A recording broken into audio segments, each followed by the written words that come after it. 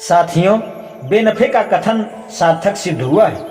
Geyser ने उनका समर्थन किया, परंतु उन्होंने आर्यों का मूल स्थान बेनफे से अलग कृष्ण सागर के उत्तर पश्चिम बीच पश्चिम जर्मनी में बताया। गीजर का तर्क महत्वहीन नहीं था। उनका निष्कर्ष मोटे तौर पर वृक्षों के नामों पर आधारित है जो आदिम आर्यों की भाषा में मौजूद है। रुई और बेत, अंगू और भीदुर, पहाड़ी बादाम के अलावा उनकी दृष्टि में बीच और शाहबलूत शब्दों का उपयोग निर्णायक है, क्योंकि यूनान का फीगो शाहबलूत का समकक्ष है।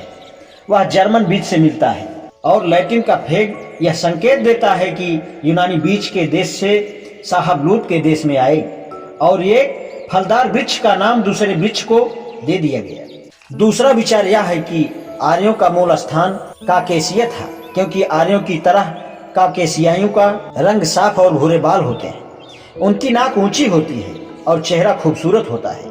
इस संबंध में रिप्ले का कथन उल्लेखनीय है।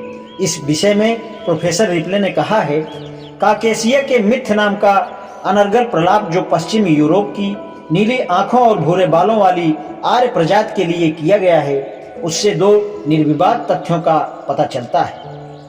पहला तो यह है कि इस प्रकार की शारीरिक बनावट काकेशिया में सैकड़ों मील तक नहीं मिलती, और दूसरे यह है कि कहीं भी काकेशिया श्रृंखला किसी एक कबीले से संबंध नहीं है जो पूरी तरह आर्यों की भाषा की तरह विभक्त प्रधान हो। यहाँ तक कि ओसेटस भी, जिनकी भाषा ही एकमात्र विभक्ति प्रधान भाषा है, शायद यह दावा नहीं करते कि वे आर्य हैं, और यदि आसेटियन आर्य हैं भी तो इसके लिए कई कारण हो सकते हैं।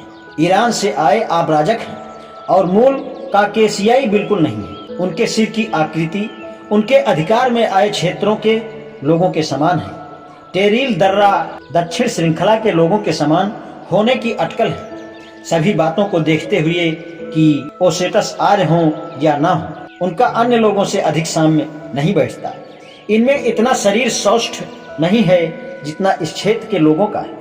इनका व्यवसाय देखते हुए न ही ये इतने साहसी हैं और न इनमें रूसियों के समान प्रतिरोध के चिन्ह भी मिलते हैं। यह सच नहीं है कि काकेशियन कुछ सीमा तक विशिष्ट हैं। दरअसल इनमें कोई विशिष्टता नहीं है।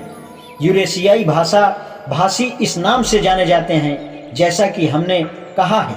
गोरांग, सुनहरी बालों वाले, लंबी कद काठी वाले लोगों को आर्य कहा जाता है। यह सब भ्रामक है, बल्कि अविश्वसनीय है। काकेशिया संस्कृति, भाषा या रीति रिवाजों और शारीरिक विशिष्टताओं का पालना नहीं कब्रिस्तान है।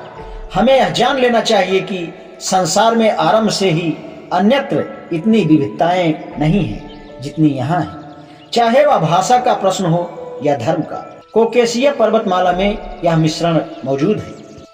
आज इतना ही, शेष कल। धन्यवाद।